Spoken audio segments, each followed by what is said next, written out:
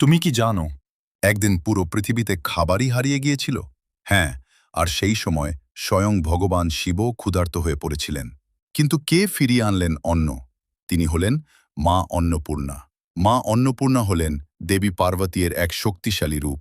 অন্নপূর্ণা মানে যিনি অন্নে পৃথিবী ভরিয়ে দেন। তিনি শুধু খাদ্যের দেবী নন, তিনি জীবনের শক্তি, দয়া আর আশীর্বাদের প্রতীক। একদিন ভগবান শিব বললেন, এই পৃথিবীতে সবই মায়া, এমনকি খাদ্য। এই কথা শুনে দেবী পার্বতী খুব কষ্ট পেলেন। তিনি ভাবলেন, যদি খাদ্য মায়া হয় তাহলে পৃথিবীকে বুঝতে হবে খাদ্যের আসল গুরুত্ব। তাই তিনি পৃথিবী থেকে অদৃশ্য হয়ে গেলেন। আর সাথে সাথে শুরু হলো ভয়ানক দুর্ভিক্ষ। মানুষ, দেবদত্তা সবাই ক্ষুধায় কষ্ট পেতে লাগল। শেষে ভগবান শিবও ক্ষুধার্ত হয়ে পড়লেন। তখন তিনি বুঝতে পারলেন, খাদ্য মায়া নয়, এটা জীবনের সত্য।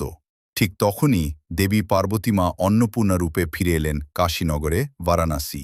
তিনি নিজের হাতে ভিক্ষা দিলেন শিবকে, আর পৃথিবীতে আবার ফিরে এলো অন্ন ও জীবন। আজও কাশীর বিখ্যাত মা অন্নপূর্ণার এই অলৌকিক শক্তির সাক্ষী।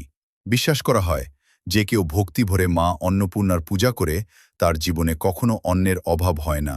এই গল্প আমাদের শেখায়, খাবার শুধু পেট ভরায় না, এটা আমাদের জীবন, শক্তি আর আশীর্বাদ। তাই কখনো অন্ন অপচয় করো না এবং সর্বদা কৃতজ্ঞ থাকো। ভিডিওটি ভালো লাগলে লাইক করো, শেয়ার করো, আর এমন আরও দেবদেবীর গল্প শুনতে চ্যানেলটি সাবস্ক্রাইব করো।